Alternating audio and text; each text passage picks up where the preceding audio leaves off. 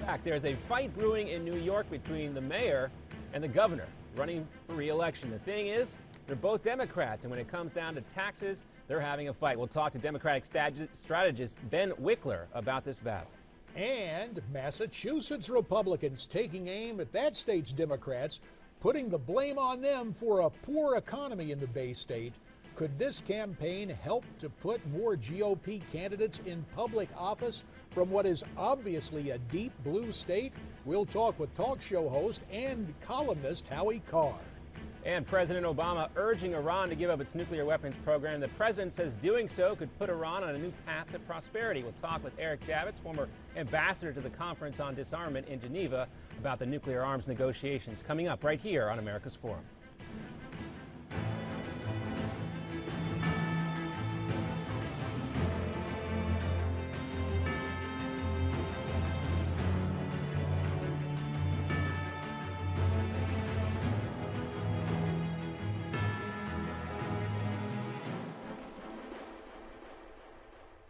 It's hour 2 of America's Forum for this Monday. Glad to have you back. I'm J.D. Hayworth. And I'm John Bachman. J.D., let's focus on a story we'd probably be talking about at the very beginning of the show if it weren't for all this other stuff going on with Ukraine and Malaysia. We're talking, of course, about Iran. President Obama has called on the Iranians to forego their nuclear weapons program. The commander-in-chief says it would put the country and open up on a new path to prosperity. This as Iran and the U.S. spent the week in Vienna in negotiations over a planned Iranian nuclear reactor with the potential to develop weapons-grade plutonium. Iranian President Hassan Rouhani says his country will not require nuclear weapons on principle. Joining us now to discuss all this is Eric Javits. He's obviously well-briefed and has a lot of experience in this arena trying to take nuclear weapons off the face of the earth. Ambassador, thanks for being here.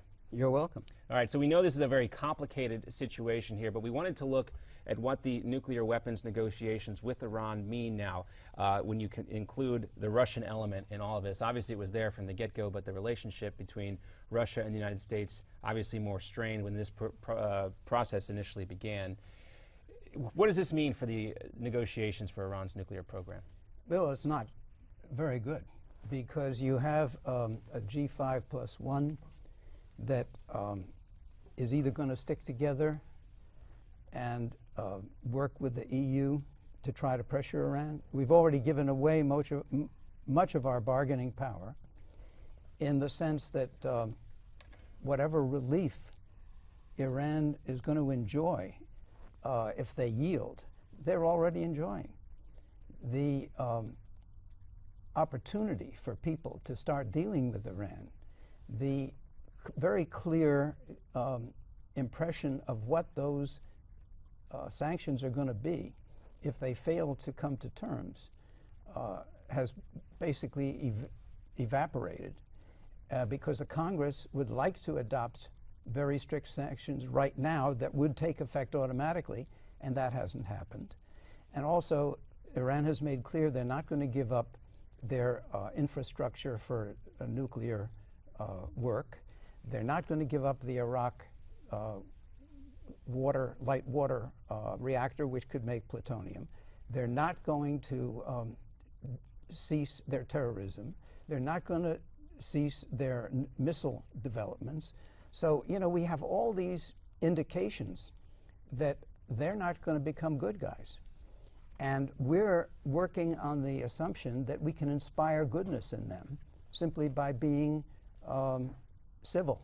And in many ways, we're no better, if not worse, in a position today than we were when this whole process started. There's no point in negotiating if you don't negotiate from strength.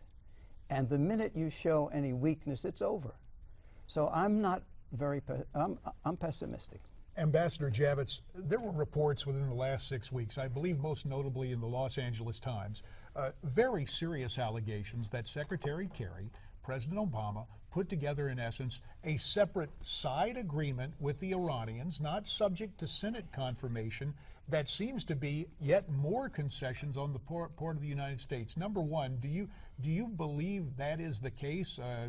What have you Well, heard I about don't that? know, but it would seem to me that it would follow the philosophy of this administration, which is that we should basically lead from behind, that we have to be totally cooperative in all international affairs with the world, so to speak, and being a superpower and leveraging our strength to exact or extract concessions just is not the game that this administration likes to play. And when they do decide that they have to, it's going to be too late because they will have lost their leverage.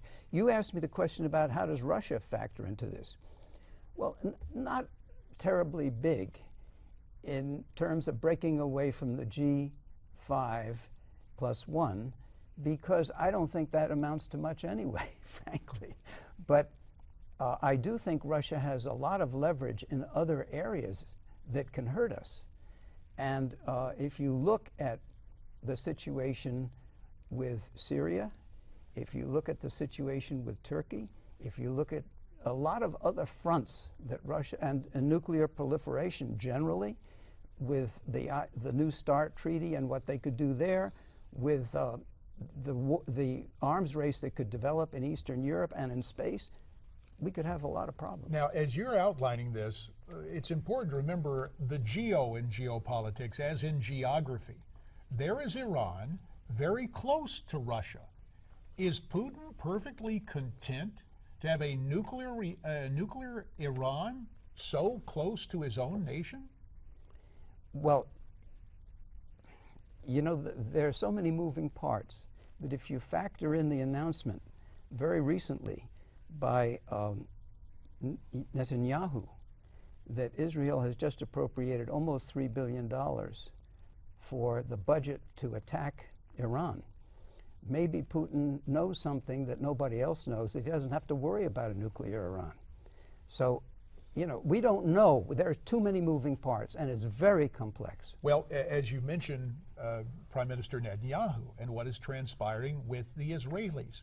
Obviously, a historic alliance with the United States of long standing, but Prime Minister Netanyahu diplomatically has essentially said, I have interpreted these remarks, that Israel is prepared to protect Israel, not looking to the United States with that traditional coalition over the years. Well, I read what he said differently. I read what he said as Israel will, not as prepared, but it will be a reality. It will. And I think you have to believe him, because I think it's existential as to whether Israel's going to be around. As you mentioned, Ambassador, a lot of moving parts, and it's very difficult to put a calendar, or these world events don't correspond to the deadline of a television program. But if you were taking a look at this, and I don't know if you want to, I don't know if it's just sooner rather than later, but if things come to a boil, or if Israel feels compelled, do you expect the Israelis to launch an offensive action against the Iranians in much the same way we saw the attack at Osirig in Iraq with that nuclear reactor back in the 1980s, I guess it was? Well, you have to read into this what $3 billion means. Does it mean defending against a counterattack? Does it mean rebuilding the country after damage? Does it mean a very heavy armament of pinpoint deep missiles that can, you know, disrupt their underground stuff? I don't know what it means. I also know that if this administration took the tougher course, there's no telling that that would work either. Well, it seems So like, Ambassador, that could blow up in everybody's face. It's a dangerous world with a lot of moving parts. Nobody has the answers. when you look at the president's comments about Ukraine and constantly saying that the future of Ukraine is in the hands of the Ukrainian people, and consistent with his kind of taking a step back, outsourcing a lot of his foreign policy to Secretary of State John Kerry, that the president is content at having Netanyahu say, we're going to be the ones that are going to defend Israel and not rely on the Americans? Sure, he's content, because he's basically given up the idea of the Americans doing it, and the Israelis acknowledge that, said it publicly. But when Yanukovych left his country, fled the country, still claiming he was the president, and the EU assessed sanctions against a couple of his sons and about 20 of his associates, and basically they were pillaging the country financially for their own benefit and enrichment. what can you expect from Ukraine that isn't strong enough to really go up against Russia by itself? We have not been very quick to say we'll go back into Poland with the missile defense system. We haven't been quick to react except with a few light sanctions. And that isn't going to be enough. But maybe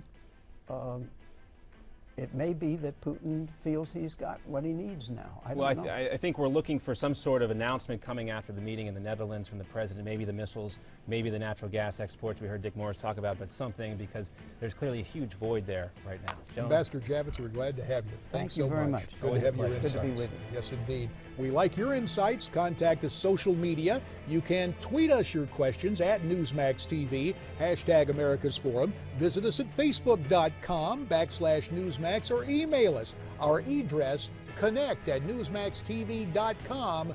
We're coming right back.